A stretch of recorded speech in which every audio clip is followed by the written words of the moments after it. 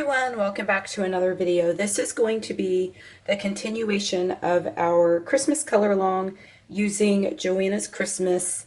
Here is the snow globe, and where I left off in the last video, if you did not see that one, I will make sure that that video is linked in the upper right hand corner so that you can watch that one first. There were two previous videos for this Christmas color along, as well as the announcement videos. The playlist will be linked in the description box down below so that you can find that. If you all enjoy videos like this, or you would like to participate in this color along, please do make sure you subscribe to my channel and turn on your bell notifications so that you always get notified whenever I post a new video. If you like this video, please do give it a thumbs up because that helps my channel out a whole lot. I am also now on Patreon if you would like to support me over there. I now also have an email list. You will find the link down in the description below for that as well. If you join my email list, you will get a free gift. It's a color swatch chart that I created for all of you so that you can use it to swatch all of your pencils every time you get a new pencil set in the mail. You guys know how much we love getting new pencils. So now you have somewhere to swatch them all. I am very excited about this next video because my plan for this video is to finish off our castle. And of course y'all can see that there is snow on our castle.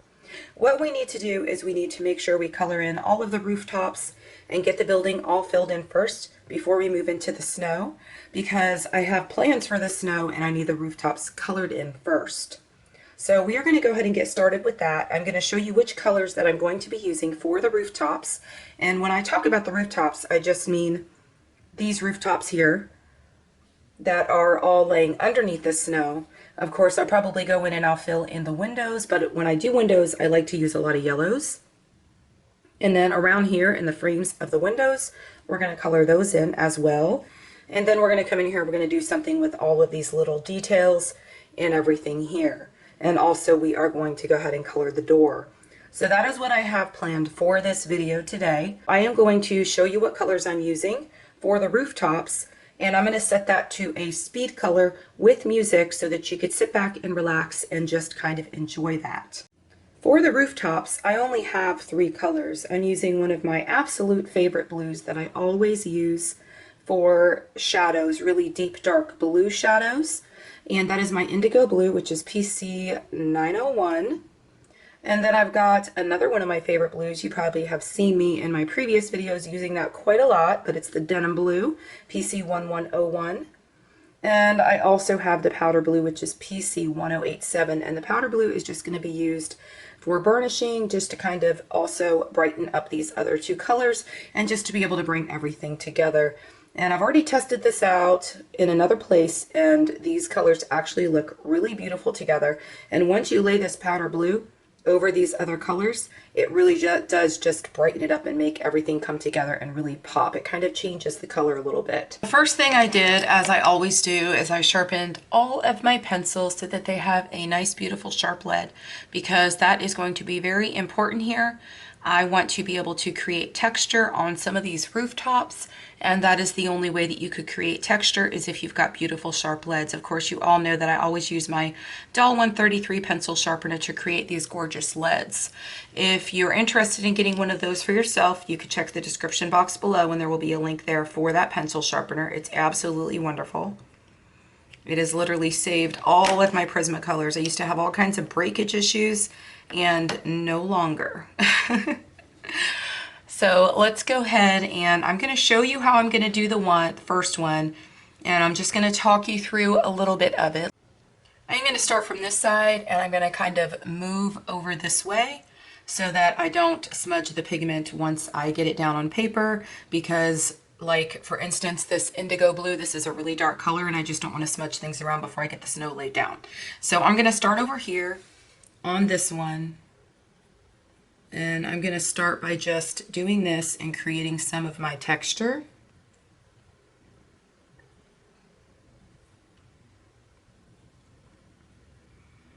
And I'm just going to kind of talk you through this first one before I go ahead and speed it to music. This is my denim blue, and I'm just kind of pulling some of this together. I'm coming back with my indigo, and of course under here where the snow is, you want to be able to create that depth, so you have to actually make that a little bit darker.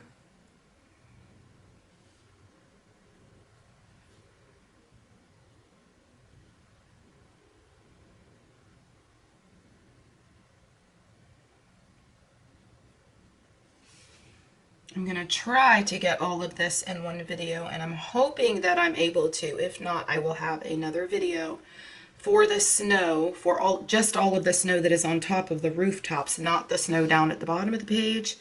But I will have that video up very soon to follow if I can't get all of this in one video. We'll have to see how long it takes to get all of the rooftops filled in. Now I'm going to come back in with my powder blue, and I'm just going to kind of pull that together. Now look how bright that, and how it just kind of changes the color and brightens it up, like I said. It's so pretty.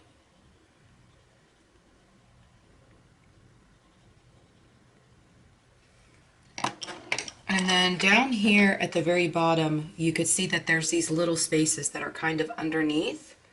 I always just come in and I really just darken those up, because of course those areas just need to be darker because there is no sun getting up under there naturally.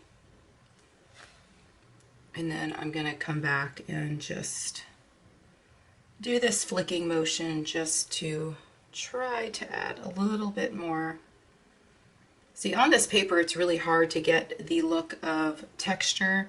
When I tested this out, I did it on some Spring Hill paper, and because there is so much tooth in that paper, it is so easy to create textures. And so of course it was much faster for me to do that as well. But I told y'all when I started this page that my idea was to have lots of blues and golds, and I thought about it and I kind of went back and forth with that, trying to figure out if maybe I should do the roofs in a red color or maybe even green. And the only reason I thought of the red color is I thought of like reds and golds. I don't know if you saw my previous video where I did the advent calendar, the Johanna Basford advent calendar, and I did that rooftop with like Tuscan reds and stuff, and it looked really good the way that it stood off of the gold.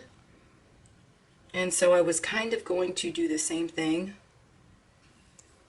And then I tried it somewhere else, or on the Spring Hill paper. I made a copy of this page just so I could see how things were going to look. And once I put it together, it did not look good at all.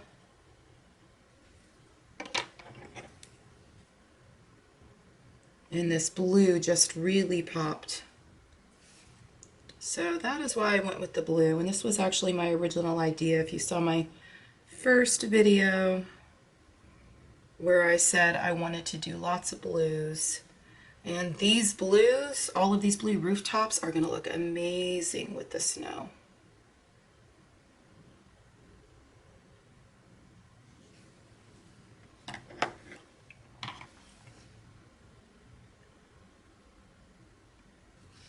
I love how this powder blue looks in there and just creates just that little bit of highlight I'm looking for.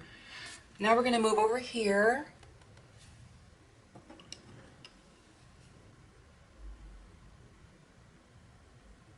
Under the snow, you've got to be quite a bit darker because that snow is actually covering that area.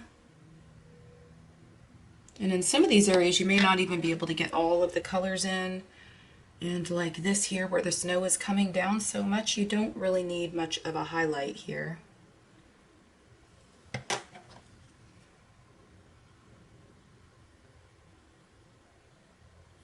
But my thing with the powder blue is I love the color that it changes it to when the colors get mixed together.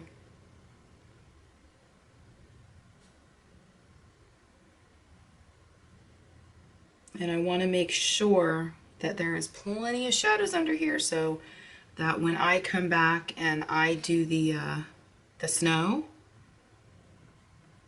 it makes quite a bit of a difference.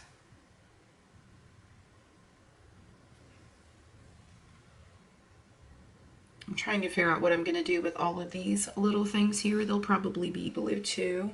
Let me come in here and do this one.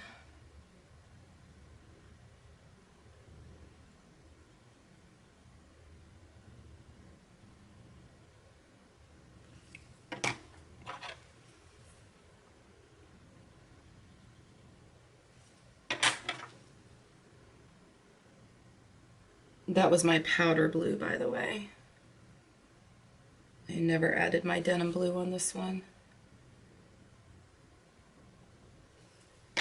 Let me go ahead and do that now. I don't think this one needs really much of a shadow. And I could always come back with Posca and add the shadows that I need. Before I go ahead and set this to music, I want to show you exactly what I'm going to do to these little frames of the windows. And for these, it's going to be really easy because I am just going to come in here with my indigo blue and I'm just going to straight color. I'm not really worried about highlights or anything like this. I'm just going to straight color over all of these frames. And you want to put a couple layers because you want to make sure you cover all that white, and you want to just really make them stand out against that gold. I'm trying to even color the black lines that were originally there. When I go back and I color the insides here of these windows, I'm going to use different shades of yellows because I want to make it look like the lights are shining through the windows from the inside of the castle. I'm making sure that I cover all the black lines as much as I possibly can.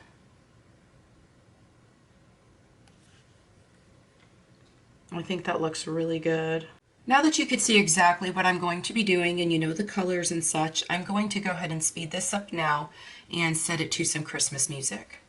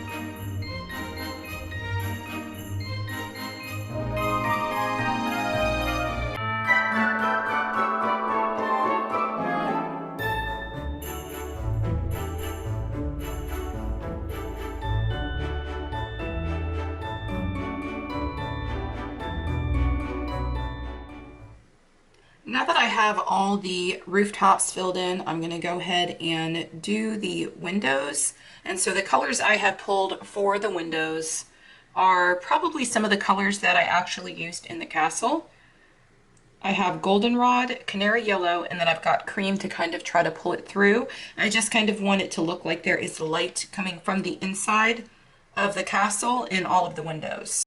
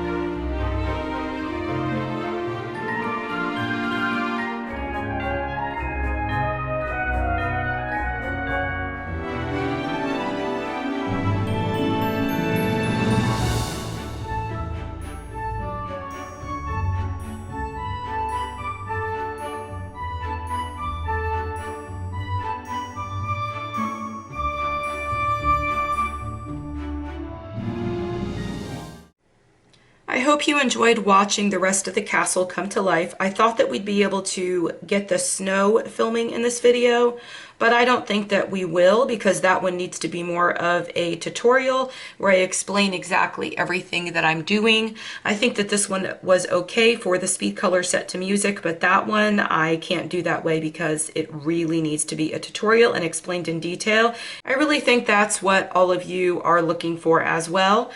So we're going to go ahead and end this video here, and I will see you in the next one. Please do make sure that you subscribe, turn on your bell notifications, and also like this video if you enjoyed it.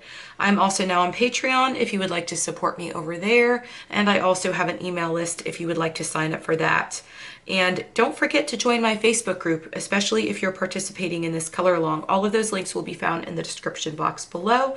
I hope you all have a wonderful day. Happy coloring. Bye.